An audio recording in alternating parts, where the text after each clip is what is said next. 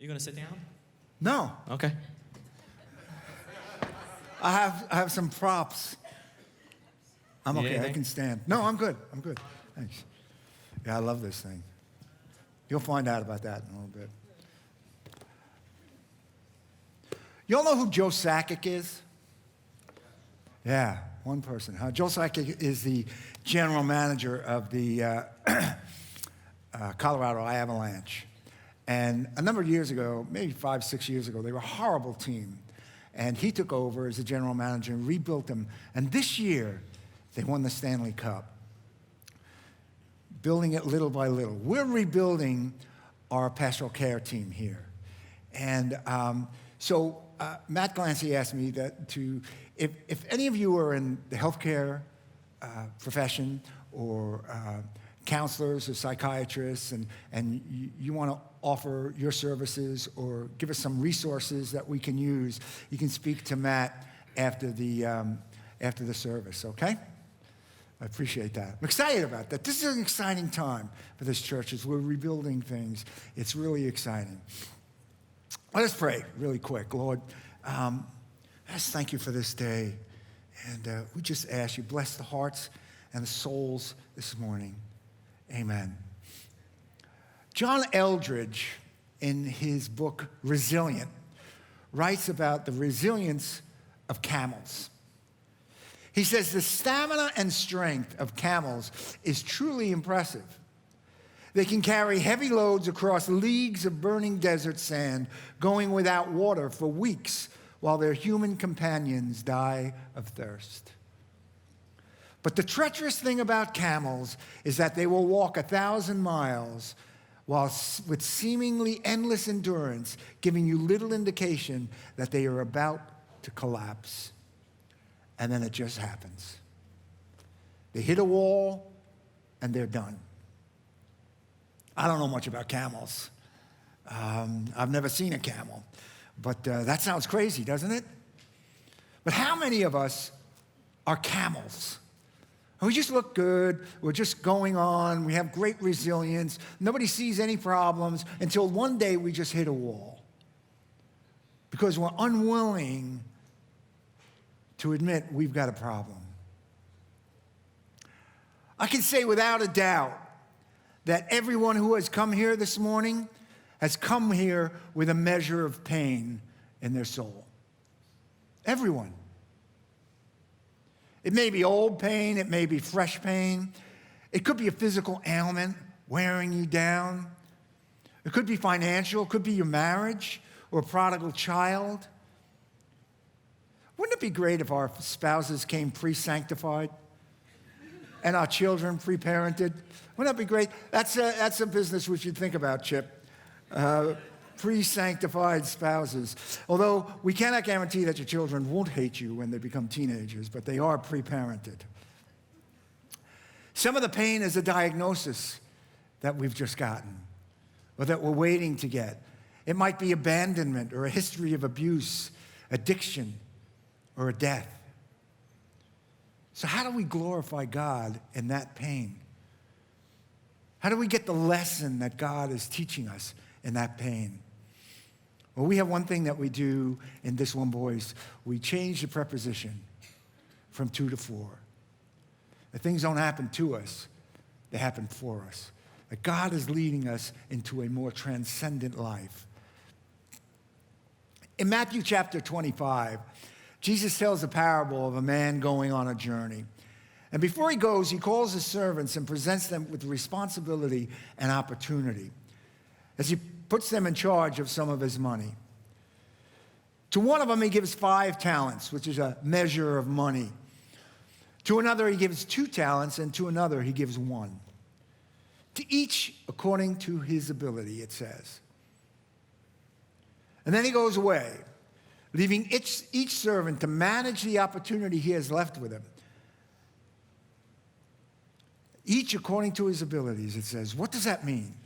According to his time and his talents. And so when the man comes back, he finds that the worker who has 5 talents doubled his money. Hey, I made 5 more. Well done, good and faithful servant, he says. You've been faithful over a little, So I will set you over much. Enter into the joy of your master. And then the worker who has 2 talents, he doubles his money as well. So he's given an increase in responsibility as well. However, the last guy who has 1 talent, he comes back with the same talent. He didn't lose anything. He says, Master, I knew you to be a hard man, reaping where you did not sow and gathering where you scattered no seed. So I was afraid, and I went and I hid your talent in the ground. Here, you have what is yours. Now you read that and you're like, are you kidding me? He blames his lack of productivity on the master. That's like rich, isn't it? You ever blame God for your problems? Or for your lack of progress? Now, he gets chastised for his lack of progress because he does nothing with what God has entrusted him with. It's not that he played it too safe. He didn't play at all. My son, when he was in school, played basketball, and he was the tallest kid out there. But he played so timid. He would try to get the ball and go like this. Just don't do that. You're the tallest kid out there. Grab the ball away from the guy. And he said, well, I don't want to get kicked out of the game. I said, son, you ain't in the game now. Just do it. You'll get a reputation. Look, we can blame, we can complain, and we can justify, or we can change the world. But we don't get to do both. You can't blame, complain, and justify, and still change the world. You ever watch the cooking channel? These guys are like geniuses. They get these challenges where they're given 3 ingredients, right? So I made up these ingredients. Could they make anything with broccoli, bananas, and sea bass? You know, here you go, make something. Sounds awful, doesn't it? And then you have 15 minutes, and they make something of it. Not one of them comes back and says, I got nothing. You know, I can't make anything with broccoli, bananas, and sea bass. And they're always delicious. How do I do it? It's amazing. So they have purpose, they have focus, and they have trust. I'm going to explain each one to you. Number 1, purpose. See, God entrusts us to make something with the challenges that life throws our way. Anybody here not have any challenges? Not one person. There was somebody once came out, I spoke somewhere one time, and they came up to my wife and I and said, we've never had any challenges. I said, you're describing a corpse. You know, that's, dead people have no challenges, but everybody has challenges. And it's through these challenges where we find God's purpose for us. It's through these challenges where God grows us. Many of the plans in a person's heart, Proverbs says, but it is the Lord's purpose that prevails. What does that mean? God brings hard things to teach us meaningful things. God brings hard things to teach us meaningful things. And not everybody gets the lesson, right? Over the past year, God has led me through some difficult things to see what I could do with them. Now, the first one, I'm usually reluctant to talk about it because it's a place of shame for me. And that is a divorce. Divorce was something I thought that I was completely insulated from. It was never going to happen to me. Something I never thought I would face, but I did. I didn't want it. I did everything I could to avoid it, but there it was. And I was angry at God. I won't get into the particulars, but it was a time where I felt an overwhelming sense of failure and crippling shame, and I felt abandoned by God. I'd been an active Christian for 33 years, and my life was falling apart. And through this, though, I found purpose. When I was willing to yield to God, I found purpose. You see, God brings hard things to teach us meaningful things. Peter Scazzaro, in his book, Emotionally Healthy Spirituality, the class we're doing on Wednesday nights, says we all face these types of challenges. It's what he calls going through the wall. We feel the door of heaven has been shut as we pray, he writes. Darkness, helplessness, weariness, a sense of failure or defeat, barrenness, emptiness, dryness descends upon us. The Christian disciplines that have served us up to this time no longer work. We can't see what God is doing, and we see little visible fruit in our lives. But that was me. That's where I was 13 years ago. Anybody here journal? Journaling, I encourage you to journal. Journaling is so important that I can look back at what I wrote 13 years ago and where I was 13 years ago and the things I was thinking and the pain I was going through. And I can say, wow, how far I have come. God has brought me so far in the past 13 years. I know someday my grandchildren will read my journals and say, Grandpa was crazy. Or Grandpa was a genius. I don't know. They may, either way. They might say, wow, let's burn these. But there were three things that worked to get me through this time. Number one, I found a program of change. Number two, I found a counselor to help me. And number three, I had good people to guide me through. I had good people to tell me what to do and what not to do. Don't say that. Don't do that. Don't send that text. Don't say that. And I had to surrender to the idea that my life was not perfect. My life was not perfect. My marriage wasn't perfect. My children weren't perfect. But you know what? The realization of that was freedom. It is exhausting to try to appear perfect all the time. It just is. Because you know what? We're all camels. Looking good, doing good. You know, Mr. Camel. I'll walk the whole desert until you just flop dead. I'd been a Christian for 30 plus years. I discovered that I was an emotionally immature Christian. I was an emotionally immature husband. And I was an emotionally immature father. And that was unacceptable. I knew that my life was leaking and that had become unmanageable. I knew that there was a master plumber, though, in the room that could restore my life to sanity. And so I handed the tools of my life and my will, to that master plumber, Christ. See, God brings us hard things to teach us meaningful things. David Paulson writes that God does not immediately intervene to make everything better. Wouldn't that be nice, though? But he doesn't. He waits us through. But he continually intervenes according to gracious purposes, working both in you and what afflicts you. Out of this time also was born the ministry, This One Voice, that we've been doing for 13 years. We help people. Since COVID, we help people all over the country. It's a 12-step program that leads to a greater sense of self-awareness. We understand where we came from and how that formed us. It's not about blaming or complaining. It's just history. This is where I grew up. We also examine our character defects. We all have character defects. The things that sabotage our lives and our relationships and ruin our walk with Christ. And then we humbly ask God to remove those defects. And then in the ultimate act of spiritual maturity,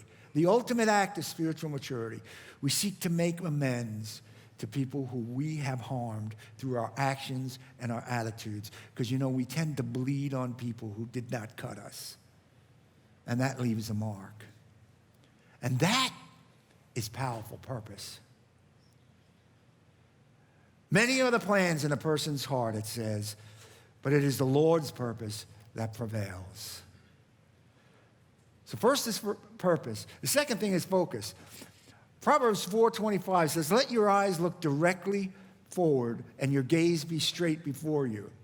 Don't be addicted to distraction. We have so many distractions, don't we? I mean, when I was a kid, if you wanted to do a report, I had to get on a bus and go to East Meadow and go to the library. It wasn't even that the library was in town. I had to go to a bus to another town, and then I had to figure out the Dewey Decimal System. That was like the worst thing ever. I'd like to meet Dewey and break his fingers, you know. That was the worst thing. Did you look under 0356? No, I don't know that. But now, everything we need is in our pockets. When I was looking up Willie Mays' career statistics this morning, I don't know why, that came in my mind, but I was looking, and I could get it, just like that. I don't have to go to East Meadow to go to the library. It's amazing, but we're addicted to those distractions. You know, they teach race car drivers never to look at the wall. You know why? Because you'll drive into the wall. Focus on where you want to go, not where you don't want to go. Because where your focus goes is where your life flows. So what are these servants focused on? What's their focus? Well, two of them are focused on the possibilities, right? They're not looking at the wall. They're looking at the possibilities. What if I take these assets that he gave me, these attributes, my unique talents, and I invest them? See, they have what's called an abundance mentality. What could God do with what I invest? What could God do with you? What if I take this pain? What if I take these challenges? How can God transform me? That should be our focus. Now, the last guy in the parable, he's distracted by what's called the scarcity mentality. He's focused on the wall. I don't want to drive into the wall. I don't want to lose anything. I'll live it safe. I'm not going to see a lot of growth in my life, but I'm going to be safe. I'm not going to lose anything. I'll protect what I have. Look, it's scary, isn't it? To trust in God. Do you want to live it safe? God doesn't want us to live it safe. There's nothing wrong with that. But you are responsible for the results in your life. If we miss the growth of these trials, this pain, we become irrelevant to the world. Because we can't tell the world, hey, I went through this. I'm okay now. Here's what happened. Here's how I made it through. We become useful in God's kingdom. Robin Sharma wrote, "We grow up the instant we assume absolute personal responsibility for the way our results look." Elite people don't blame, complain, or justify. They take full responsibility for their lives. They have purpose and focus. What does the last guy say? He says, "Master, I knew you to be a hard man, reaping where you do not sow and where you scatter no seed." So he's blaming the master for being rigorous. But see, God's rigorous. He is. God is rigorous, but he's not ruthless. He complains that the master sows where he does not scatter seed. And lastly, he justifies his lack of productivity. "So I buried it, and I'll give it back to you, what you gave me." He's not elite in his thinking. He's afraid of living big. What are we focusing on? Possibility or fear? Are we looking at the wall, or are we looking at where we want to go? In 2019, God presented me with another challenge, and that was cancer. I was diagnosed with prostate cancer that year. And it's a very treatable cancer. And I was originally, the doctor put me on what's called active watch. And he said, things may change in 10 years, so let's not rush to anything right now. But the next year, my repeat biopsy showed that my numbers had changed, and it had become more aggressive, and there was more of it. So he told me that he needed to scan me to make sure that the cancer had not spread to other organs. But he couldn't do that for 3 months. I was like, 3 months? That was because it was during COVID. And they were so backed up that they couldn't see me for 3 months. And it was in the midst of that time where I had to think about, wow, what am I looking at here? I mean, am I looking at surgeries or chemo as it spread. And I would ride my bike and just think about my life. And I got to tell you something, that was a great time for me.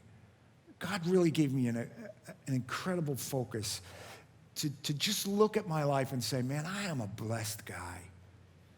I grew up in a great time. We had the best music, okay? 70s, 60s, 70s, best music, I don't care. I grew up in a great place. I have great kids. I am a blessed guy.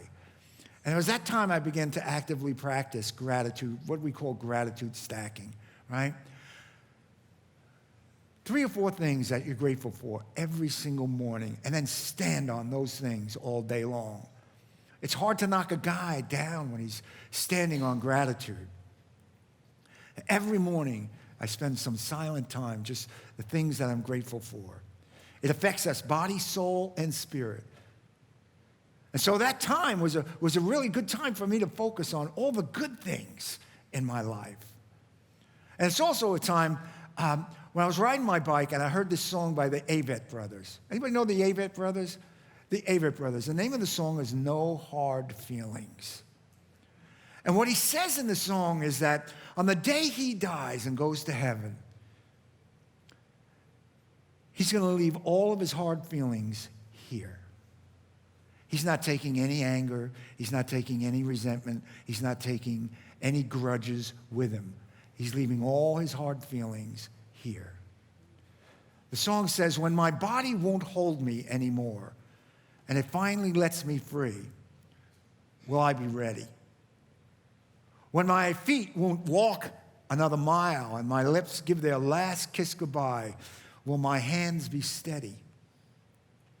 When I lay down my fears, my hopes, and my doubts, the rings on my fingers and the keys to my house with no hard feelings.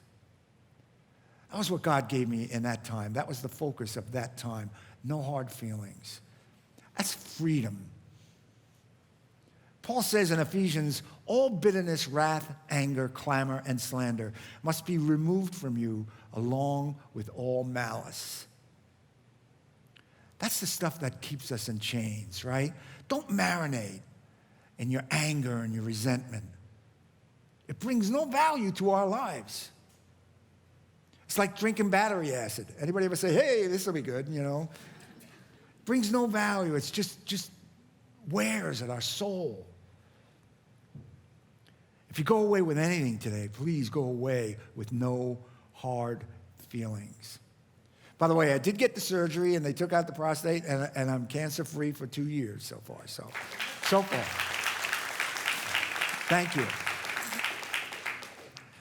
And the last thing is trust. There's so many verses on trusting God in the Bible. So many passages where God demonstrates his trustworthiness. In Proverbs 3, it says, trust in the Lord with all your heart. Lean not on your own understanding. He will acknowledge the Lord in all of your ways, and he will make your path straight. Give God all of your heartfelt trust. Let God guide all of your ways. How much is all? How much is all? It's all, right? All. What's all for you? On September 2nd, I was riding my bike and I was getting some chest pain. And I had chest pain for about a week. I thought it was a chest cold. And on this day, it was really bad. It was radiating to my jaw, and I couldn't ride.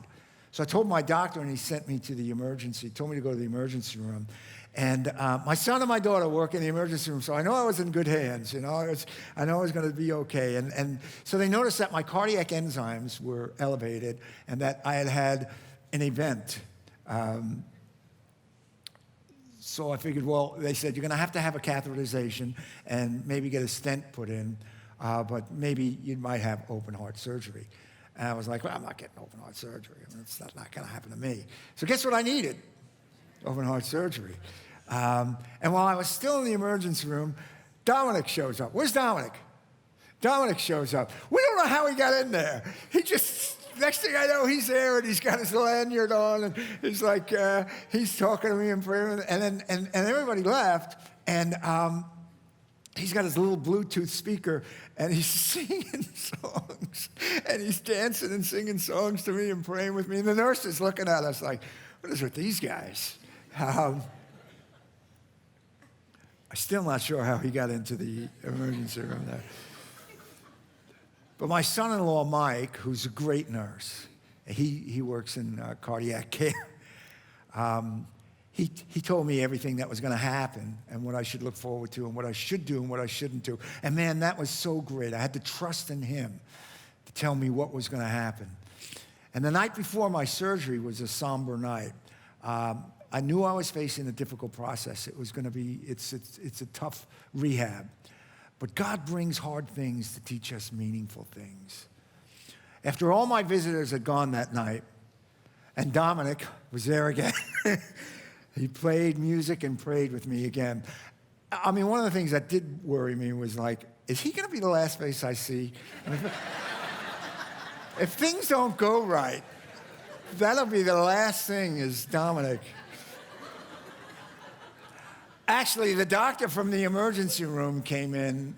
I don't know, Dominic was witnessing to the doctor in the emergency room. And the doctor came up the next day to my room, and he said, oh, how you doing? I said, good. He goes, that Dominic, he's a spiritual guy. I'm like, yeah, I'm the patient, okay? Not Dominic.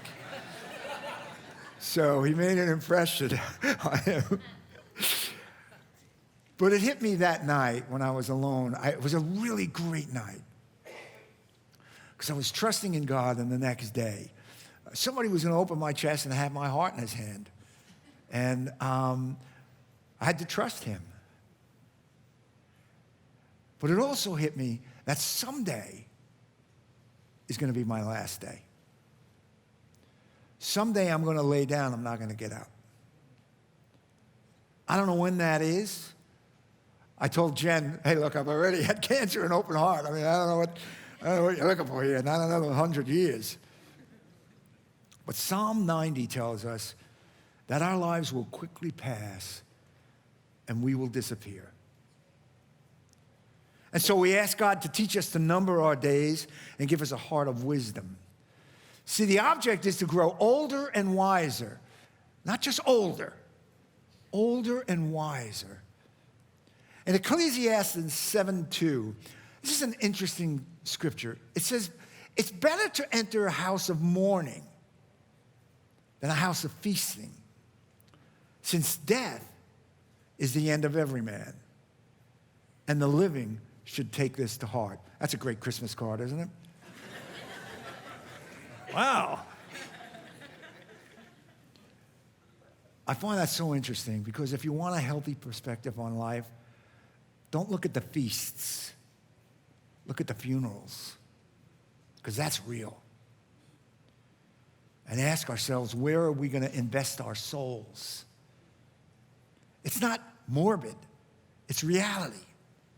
And I began to think, you know what? How many Thanksgivings do I have left? And how do I make them count? Dan Allender, in his book, The Healing Path, he says, God promises us redemption, but his sacred path leads us away from safety, predictability, and comfort.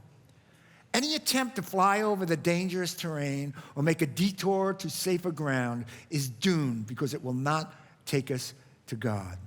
Instead, it leads us to a host of other idols that can't provide us with the confidence of faith, the dynamic of hope, or the passion of love we so deeply crave. See, God gives us a time signature and a key signature, but we're supposed to write the symphony. We're supposed to do the work. I want to share something from my book, Seasons of the Soul, some advice my mother gave me. When my mother was sick, she asked me to drive her to do some errands. Her cancer had spread to the brain, so she couldn't drive anymore. While we were driving, she gave me the best advice I ever got. Terence, you're a good dad. I can see you enjoy your children. At that time, I had 2 children. Don't let things like money and anxiety destroy that joy. This is the best time of your life. I loved it when you kids were young. Remember when you were young and I would take you and your cousins to the park? I loved those days. And when your children are older and you can play with them as toddlers and then help them in school, that's the best part of your life. When your children are teenagers, they may drive you crazy, and you guys drove me crazy, but that's the best part of your life.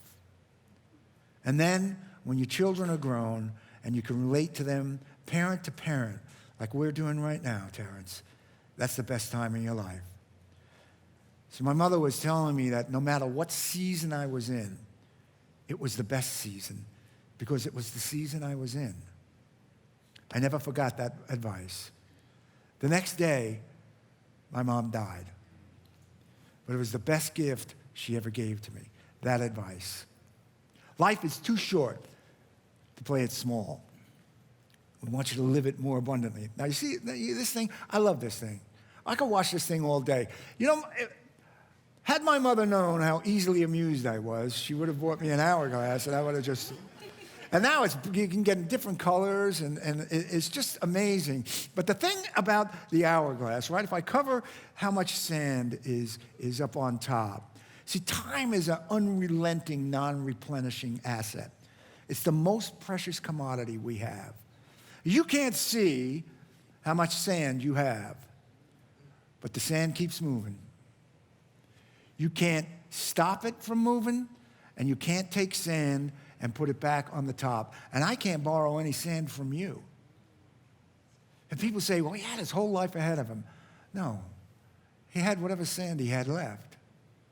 I don't know how much time I have. We don't know how much time we have. The thing is, how are we going to spend it? Right? Are we going to come back to God and we're going to say, oh, well, I gave you what you gave me? Or are we going to bring him something of a fortune? Don't blame, complain, or justify. Live it big. Don't bury the challenges God entrusts you with. God brings us hard things to teach us meaningful things. And he uses this pain to transform us.